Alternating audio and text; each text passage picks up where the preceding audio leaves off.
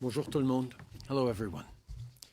Yesterday, a Royal Canadian Navy helicopter on a NATO mission, carrying 6 members of the Canadian Armed Forces, went down with all hands in the Ionian Sea off the coast of Greece. They were flying from the Canadian naval frigate HMCS Fredericton, home port of Halifax, as part of Operation Reassurance. 1 casualty was recovered and 5 are missing. All of them are heroes. Each of them will leave a void that cannot be filled. On behalf of all Canadians, I want to offer my deepest support to their families, their friends, their shipmates, and their fellow CAF members. This is another very hard day for Halifax, for Nova Scotia, and for our armed forces families. I spoke to NATO Secretary General Stoltenberg earlier this morning, who offers support and assistance in the times to come. In the coming days, there will be many questions about how this tragedy occurred, and I can assure you we will get answers in due course. Hier, un hélicoptère de la Marine royale canadienne, engagé dans une mission de l'OTAN et transportant 6 membres des forces armées canadiennes, s'est écrasé dans la mer Ionienne, au large des côtes de la Grèce. L'hélicoptère était déployé à bord de la frégate NCSM Fredericton dans le cadre de l'opération Réassurance. Une victime a été retrouvée et 5 membres ont été portés disparus. Ils sont tous des héros. Au nom de tous les Canadiens, je tiens à offrir mon appui aux familles, aux amis, à leurs camarades de bord et aux membres des Forces armées canadiennes, aux gens de Halifax et de la Nouvelle-Écosse. Nous sommes de tout cœur avec vous. In a season of grief, a time of hardship, heartbreak, and loss for so many Canadians, the men and women of the Canadian Armed Forces stand tall.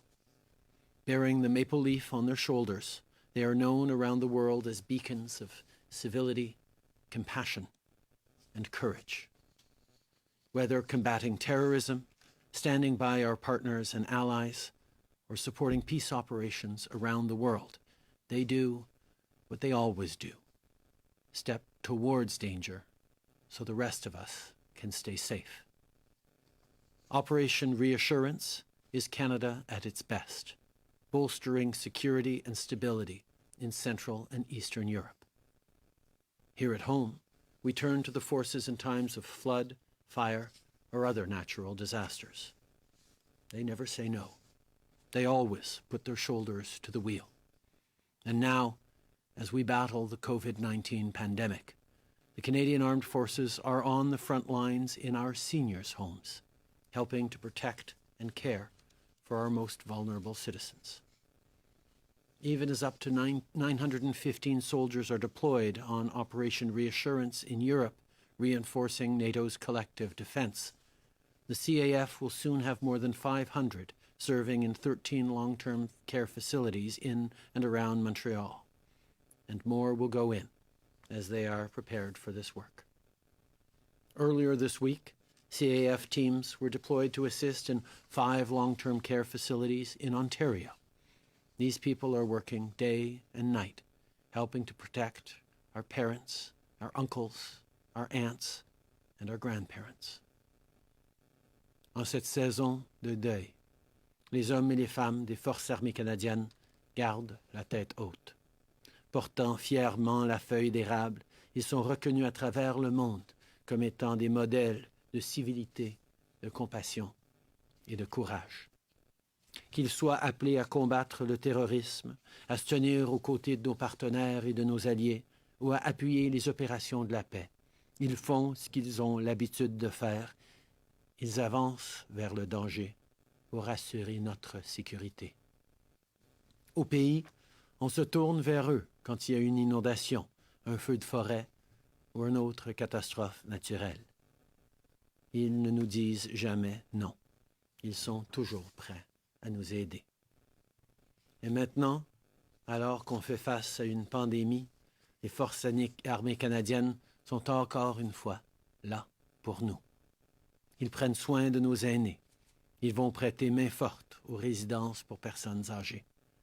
Jusqu'à 915 soldats participent actuellement à l'opération Réassurance en Europe. Et bientôt, nous compterons plus de 500 membres des Forces armées canadiennes dans les CHSLD du Grand Montréal et d'autres se joindront à eux bientôt. Plus tôt cette semaine, les équipes des Forces armées canadiennes ont aussi été déployées dans 5 établissements de soins de longue durée en Ontario. Nos membres travaillent jour et nuit pour protéger nos parents, nos tantes et nos oncles et nos grands-parents, et ils méritent notre reconnaissance. Whether at home or abroad, the women and men of the Canadian Armed Forces are the hand of our intentions, the concrete expression of our valor and values as Canadians. And so we stand with them, and we hold out hope to find the missing. Once again, thank you for joining us. I will now turn it over to Minister Sajjan, General Vance, and Deputy Minister Thomas. Thank you, Prime Minister. As the Prime Minister has said, yesterday we lost contact with a CH-148 Cyclone helicopter deployed on board HMCS Fredericton. The helicopter was involved in an accident while it was participating in NATO allied exercises as part of Operation Reassurance off the coast of Greece in the Ionian Sea. Since yesterday, I've had a number of conversations with the Secretary General of NATO. We remain in contact with Italy, Greece, the United States, and Turkey, who are assisting us in the search and rescue efforts to help us find the Canadian Armed Forces members who were on the helicopter. Through the night and day, ships, aircraft, and helicopters were engaged in search and rescue efforts. I want to thank all our allies for their support on this. As of this morning, this is what we currently know. The cause of this accident is unknown at this time. We can confirm the death of one member of the Royal Canadian Navy. Search efforts are still ongoing for the remaining 5 missing members. We have recovered the flight data and voice recorders from the helicopter. A Canadian Armed Forces flight safety team is departing today to begin their work to find answers for the families and loved ones. And the families and members on the helicopter have been the families of the members of on the helicopter have been contacted by the Canadian Armed Forces. The Chief of Defence Staff is making sure that families are kept up to date with information on their loved ones. We will continue to provide all support to the families who are affected by this. As we receive new information, the Canadian Armed Forces, the Department of National Defence, and I will continue to update Canadians as soon as it is appropriate to do so. I've also spoken with my parliamentary colleagues from the Conservative, Bloc Québécois, and the NDP to provide information on the situation, and I will be updating them later today. Our government, the Canadian Armed Forces, the Department of National Defence, and all of Canada are with the families and loved ones of the Canadian Armed Forces members who were on that helicopter. Canadian Armed Forces members come from across Canada to serve their country.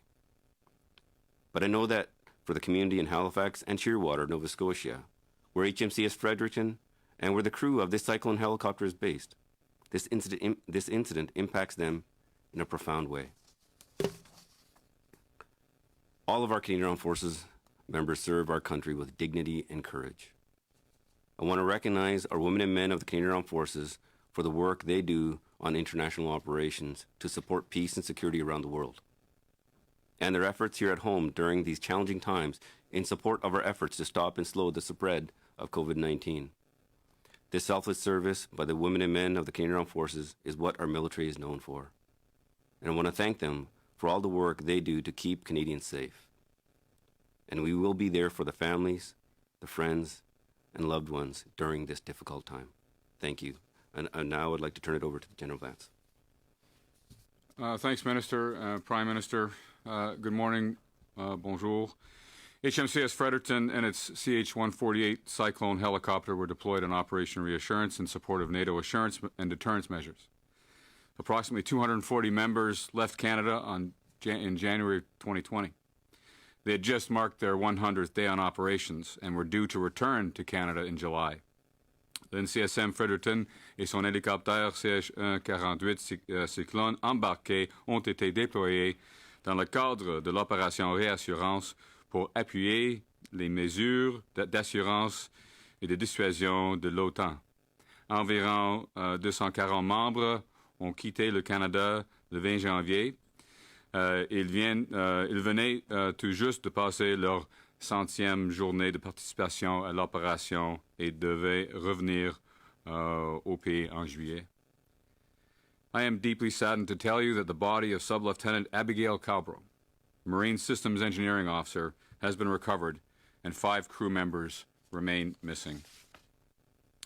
C'est avec une profonde tristesse que je vous annonce que le corps de l'enseigne de vaisseau de première classe Abigail Calbro, officier de génie des systèmes, a été retrouvé et 5 membres de l'équipage ont toujours porté disparu. We are not naming the missing at this point out of sensitivity for family.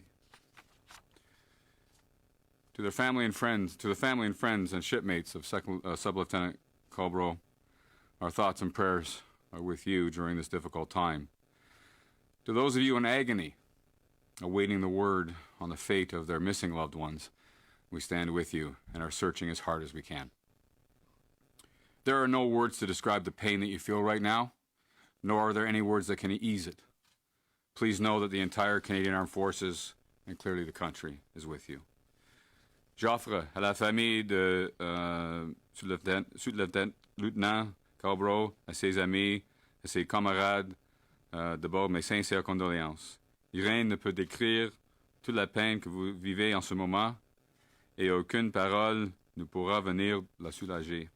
Sachez toutefois que toutes les forces armées canadiennes et puis le Canada sont avec vous. At 4:35 p.m. Eastern European Time, the Helicopter Air Detachment, call sign Stalker, took off from HMCS Fredericton during a NATO exercise off the coast of Greece. HMCS Fredericton was working alongside an Italian and Turkish ship under Standing NATO Maritime Group 2 and was conducting basic intership training serials. The Cyclone helicopter had conducted flight operations and was returning to the ship. At approximately 6:52 p.m., the ship lost contact with the aircrew, and a few minutes later, flares were spotted in the water. À 16h35, heure européenne orientale, le 29 avril, le détachement d'hélicoptères indicatif d'appel Stalker a décollé le NCSM Fredericton pour prendre part à un exercice de l'OTAN mené au large des côtes de la Grèce.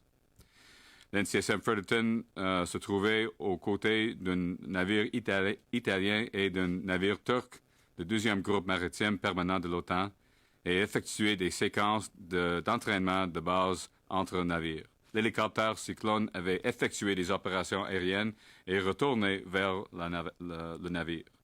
Vers 18h52, le navire a perdu le contact avec l'équipage d'hélicoptère et quelques minutes plus tard, des fusées éclairantes ont été repérées dans l'eau. Search and rescue efforts were immediately launched with every available resource from Fredericton and members of SNMG-2.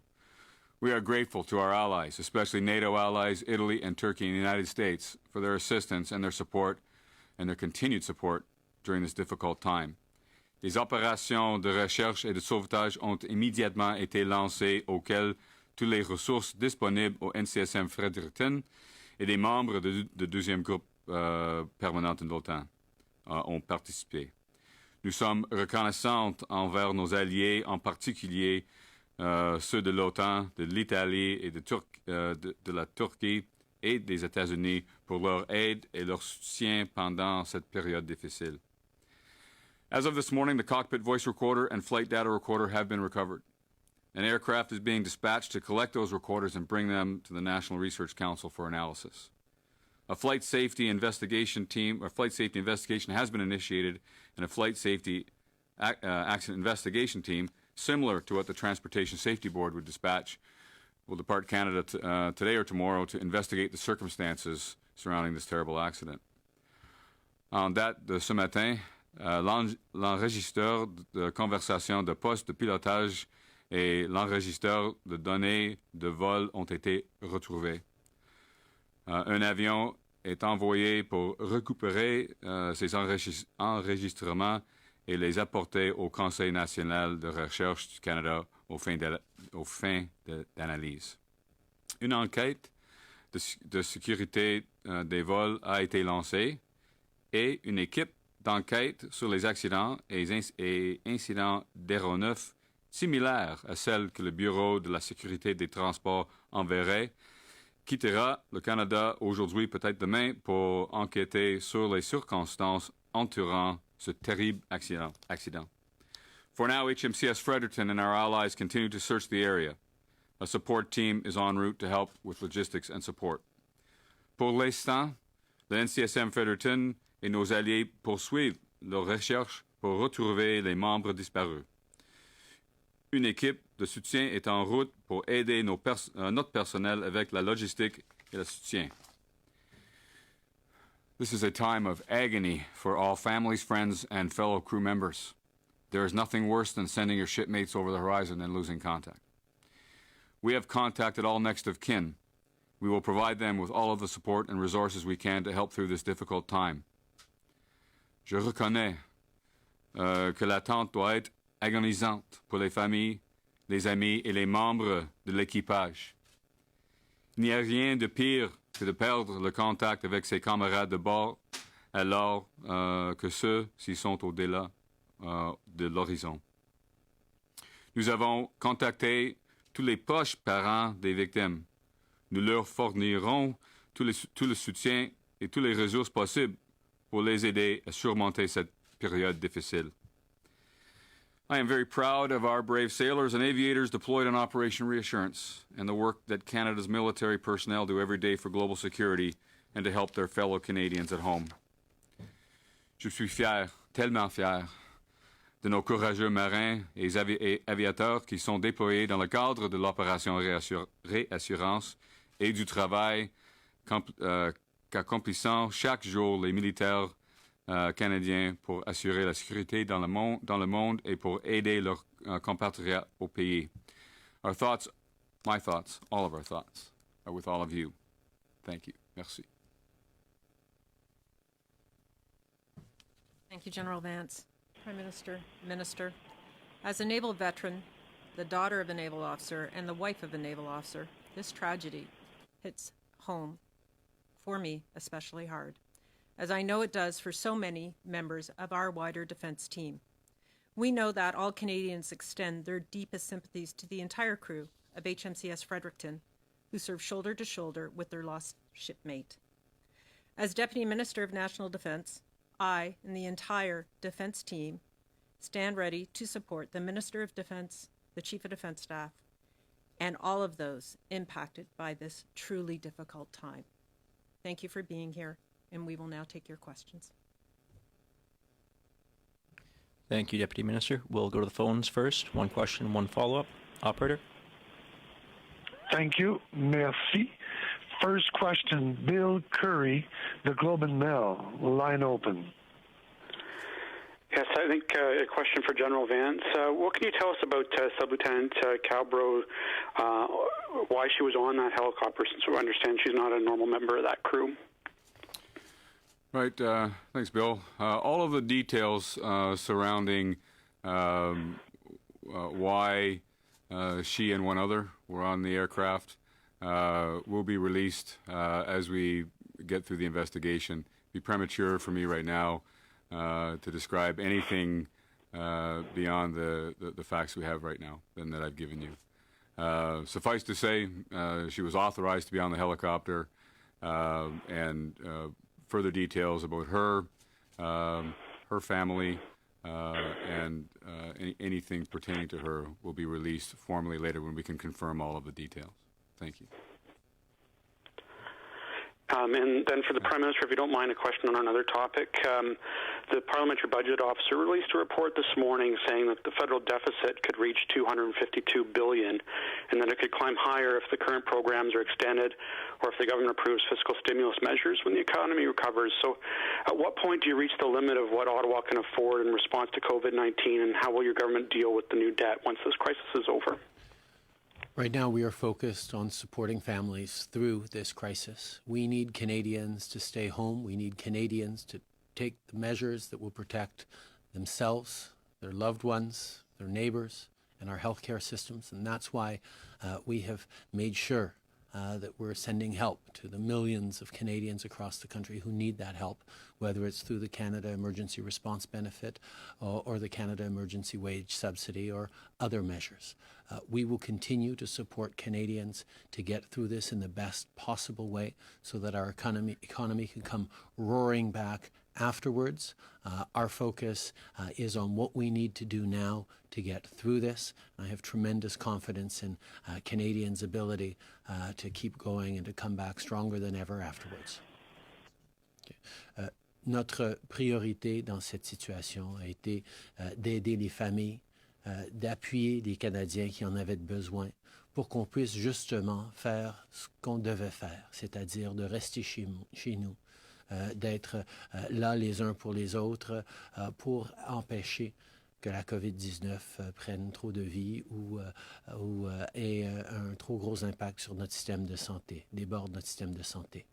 Nous allons continuer d'être là pour les Canadiens pendant que les Canadiens sont là les uns pour les autres, pour leurs proches, pour leurs voisins, pour nos travailleurs de première ligne dans notre système de la santé. Je suis très confiant dans notre capacité de revenir en force après la COVID-19 à cause des décisions et des actions que nous avons tous prises en tant que Canadiens. Il y avait une demande pour financer, mes excuses. Donc, simplement, on n'a pas de détails maintenant concernant la disposition des membres de la force, des personnes sur l'hélicoptère, incluant Abigail Carborough. On va donner tous les détails avec après une période d'investigation pour nous assurons des détails exacts. Merci. Prochaine question, moderator. Thank you. Merci. Prochaine question, Marie Vastel, Le Devoir. À vous. Oui, bonjour, M. Trudeau. Pour faire suite à la question de Bill sur le rapport du directeur parlementaire du budget ce matin, on voit maintenant que le ratio dette-PIB est rendu à 48 Je comprends que vous insistez qu'il fallait faire le nécessaire pour aider les Canadiens, mais les gens commencent à se demander comment est-ce que vous envisagez la suite des choses pour reprendre un contrôle des finances. Est-ce que vous envisagez un impôt spécial ou des mesures d'austérité pour rembourser tout ça une fois la crise passée? D'abord, on garde le cap fixé sur cette crise dans le moment dans lequel on est. On reconnaît que oui, il fallait aider les Canadiens, mais il fallait aussi investir pour assurer qu'une reprise économique allait être possible, allait se faire le plus rapidement possible. C'est pour ça qu'on a fait les investissements nécessaires pour aider les familles. Oui, nous reconnaissons que c'est une crise économique qui va être difficile, qui est difficile actuellement pour bien des gens et qui va durer un certain temps, mais nous devons à chaque étape d'assurer que la reprise sera la plus forte possible. C'est pour ça que de garder les gens en lien avec leurs emplois, avec la subvention salariale, par exemple, l'aide pour les gens pour qu'ils puissent continuer de payer leur loyer, l'aide pour les entreprises qui vont pouvoir garder la liquidité et payer leurs loyers commerciaux pour rester en attente en santé économique. Au retour, c'était la meilleure façon de pouvoir sortir en bonne forme et de pouvoir assurer que cette reprise soit la plus forte possible. Une suivi, Mary? Je comprends, mais en tout respect, ça répond pas vraiment à ma question pour la suite des choses. Comment est-ce que vous entendez reprendre contrôle de l'économie? Est-ce que vous avez en tête des mesures d'austérité, un impôt, ou est-ce que vous comptez enregistrer des déficits dans les centaines de milliards pour une décennie à venir? Certainement qu'on va avoir des réflexions à faire là-dessus, mais pour l'instant, nous sommes concentrés sur ce qu'il faut faire pour aider les Canadiens à passer à travers. On est chanceux d'avoir eu un des meilleurs ratios dette PIB de tout le G7, de beaucoup d'économies auxquelles on se compare à travers le monde. On avait la santé fiscale pour pouvoir faire les investissements nécessaires, non seulement pour aider les gens maintenant, mais pour pouvoir rebondir par la suite. Les Canadiens sont des gens extraordinaires. Nos institutions sont fortes. Notre économie est forte en situation normale et on va pouvoir reprendre en grande santé. On discutera en temps et lieu des mesures qu'on va devoir prendre dépendamment du cours de cette pandémie. Obviously, our focus right now needs to be on how we get through right now to support Canadians, to support workers who've lost their paychecks, to support families who need to take measures to protect themselves and to protect our healthcare system. At the same time, our investments have also been focused on making sure that when we are able to get the economy back up and running, it will be done quickly and strongly. That's why investments like the emergency wage subsidy or the Canada Emergency Business Account are there to ensure that businesses, that our economy are able to hold through this difficult time and come roaring back afterwards. Canadians are a strong and resilient people, and our economy was in great shape before going into this. We had one of the lowest debt to GDP ratios of most of our comparable countries. And that left us in a great situation to be able to make the necessary investments to see us through this the right way. There will be time after this is all done, as we figure out how exactly this unfolds, where we will have to make next decisions on how that recovery looks. But right now, our focus is on getting through this together as a country. Thank you. Next question, operator. Thank you. Merci. Next question, Andrea Dunn, the Chronicle Herald. Line open. Hi there. I'm wondering, I don't know who the best person to answer this question, perhaps Vance, but I'm wondering if there's been any consideration of grounding the rest of the Cyclone fleet because of this. Are they, what's the plan for that? Yeah, thanks, Andrea.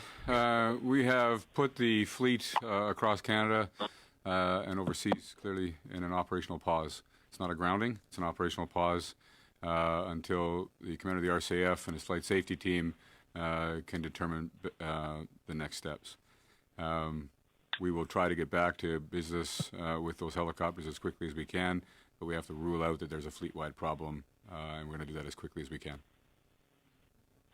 Just a follow-up question. I'm wondering, you mentioned that there was some flares spotted, but was there any sort of Mayday call or anything issue? Could you provide any information about that? Right. Honestly, I have to wait, as do we all, for any details that come from the flight recorders, voice and data flight recorders. Anything we have right now has been passed in the heat of the moment. I can tell you what is known, and I have. As far as any further details, they will have to come as a result of an investigation. Tous les détails vont venir, tous les détails concernant l'écrasé de l'hélicoptère va arriver avec après une investigation, une enquête. Et j'ai oublié l'autre question. Oh oui, tous les hélicoptères CH-148 doivent être sur une pause opérationnelle ou doivent mettre sur une pause opérationnelle juste pour laisser la force aérienne de trouver s'il y a un problème pour la flotte, pour tous les hélicoptères autour du Canada. On va continuer avec les opérations aussitôt que possible. Merci. Prochaine question, moderator. Thank you. Merci. Prochaine question, Émilie Bergeron, Agence QMI. À vous. Oui, bonjour. Ma première question serait pour le général Vance. Pouvez-vous préciser, ça veut dire quoi exactement une pause opérationnelle et comparativement à clouer ces hélicoptères-là au sol? Je pense que j'ai compris la question. Un pause opération doit est mettre en place par la force aérienne juste pour deux raisons principales. Un, pour laisser les membres de cette communauté de hélicoptères maritimes d'avoir un moment de penser et de souvenir ses camarades. Deuxièmement, et c'est important, c'est une communauté assez petite, très proche et fière. Ils ont perdu peut-être maintenant des membres de leur communauté. Donc c'est difficile. Deuxièmement, il faut être nécessaire d'éliminer s'il y a un problème avec la flotte. Donc, c'est une pause temporaire pour laisser laisser les forces aériennes de faire une enquête rapide. Ouais. Merci. Et ma prochaine question serait pour M. Trudeau. Sur un autre sujet, hier en Chambre, vous n'avez pas été tout à fait clair sur vos intentions quant aux entreprises qui profitent de paradis fiscaux. Alors, j'aimerais vous donner l'occasion de clarifier. Est-ce que ces entreprises-là vont pouvoir toucher la subvention salariale, oui ou non? Nous avons toujours lutté contre l'évasion et l'évitement fiscal. On a investi dans des mesures sans précédent au niveau de l'Agence du revenu pour assurer qu'il y ait des conséquences pour quiconque cherche à ne pas payer leur juste part d'impôts. Et nous allons continuer d'assurer les conséquences, même pendant cette crise, même pendant cette pandémie. En même temps, notre priorité, c'est toujours d'aider les travailleurs canadiens qui ont besoin d'appui pendant cette pandémie, et c'est ce que nous allons faire. Good morning, Tonda McCharles, Toronto Star. General Vance, condolences on the loss of your members. Could you give us any more details? Though I understand you said that recorders were recovered, so have you recovered the wreckage of the chopper as well? And I just wonder, if not, what is the challenge presenting you in those waters? Right. Hi, Tonda. Thank you for the condolences. The recorders broke away from the helicopter on the crash and floated, and they had a beacon that's automatically set off, and the ship and the ship's crew were able to find that the beacon and therefore recovered it. As far as we know, they're in about 3,000 meters of water in the Ionian Sea. And so the search continues, and until the search is done, we won't really know the disposition of any wreckage. But suffice to say that the Standing Naval Group is doing their best to conduct the search. There's a fairly sizable debris field, and they need to search through that debris field. And I don't know what other capabilities will be brought to bear over time. I have to leave that to the investigation.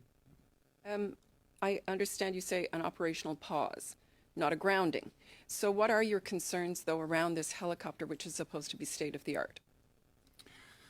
Well, honestly, Tonda, I don't have any concerns about the helicopter. It's performed terrifically. It's got 9,000 hours on the fleet. We've had one other incident, which was a hard landing a little while ago, but that was because of a very unusual gust of wind that knocked the helicopter around. These are, as you know, superbly trained crews, pilots, electronic systems operators, and so on. It's a powerful helicopter with fantastic sensing capability, and it's about to go through a second block of upgrades to integrate that sensing capability. It's a sub-hunter, and it's good at it, way better capability than we had with the Sea Kings. And so I don't have any lack of confidence in the fleet. This is an accident we don't know until we know. We won't be able to make any judgments on the airworthiness of the helicopter. The commander of the RCF is as for this operational pause, he's the airworthiness authority for the Canadian Armed Forces. It's his decision to do that for the two reasons I described. One, sympathy to the teams who fly, the small community, and the other is to rule out anything immediate that they would have to take care of to be able to resume flying operations. Quelle question?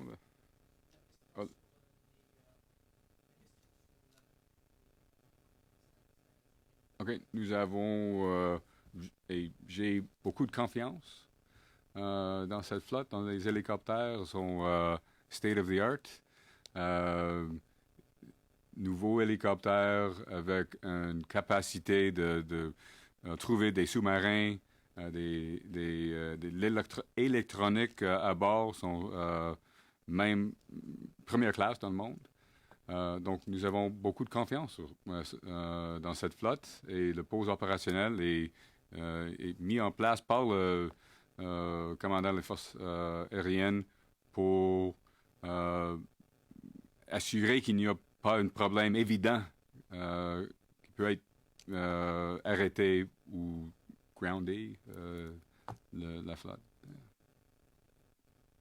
Bonjour, Raymond Filion de TVA. Monsieur le Premier ministre, juste pour revenir brièvement sur la question du rapport du directeur parlementaire du budget, je comprends, vous avez dit tout à l'heure, vous demeurez concentré sur la crise, il y aura des réflexions pour la suite des choses plus tard, mais spécifiquement sur la question des augmentations de taxes et d'impôts, est-ce que c'est quelque chose que vous excluez, comme vous l'avez fait dans le passé, ou c'est une possibilité pour renflouer les coffres? On n'est pas du tout en train de penser à cela maintenant. On a énormément de confiance dans la reprise économique, dans la capacité des Canadiens de reprendre nos activités économiques et la prospérité que nous avions vue pendant bien des années.